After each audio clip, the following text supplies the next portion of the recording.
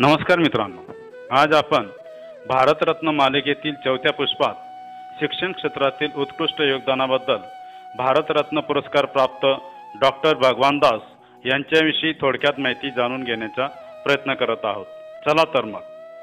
Doctor भगवान दास यांचा जन्म 12 जानेवारी 1869 रोजी उत्तर प्रदेशातील वाराणसी येथे झाला। ते वाराणसीच्या समृद्ध शाह घराण्यातील सदस्य होते। 1887 मध्ये वयाच्या 18व्या वर्षी त्यांनी पाश्चात्य तत्वज्ञानात एम.ए. पूर्ण केले। 1890 ते 1898 पर्यंत त्यांनी उत्तर प्रदेशातील विविध जिल्ह्यांमध्ये दंडाधिकारी म्हणून सरकारी नोकरी केली।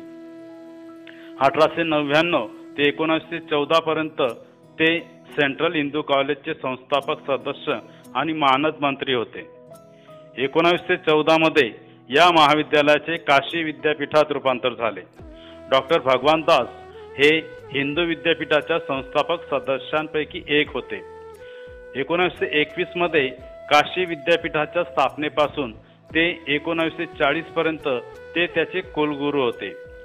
असहकार चळवळीत सहभागी झाल्यामुळे त्यांना 1921 मध्ये नोकरीवरून काढून टाकण्यात आले होते, परंतु वयाच्या उर्वरित महिन्यात त्यांनी काशी विद्यापीठात घरापासून दूर एकांतवासात राहून तुरुंगवासाची शिक्षा पूर्ण केली।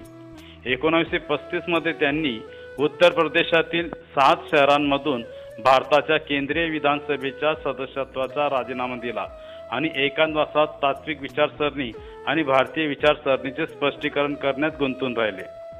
1955 मध्ये भारताच्या राष्ट्रपतींनी त्यांना भारतरत्न हा सर्वोच्च नागरी पुरस्काराने सन्मानित केले।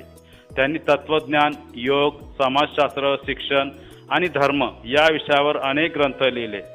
भारतीय तत्वज्ञान आणि अध्यात्म यांचा प्रचार करण्यासाठी त्यांनी केंद्रीय हिंदू महाविद्यालय स्थापन करण्यास मदत केली।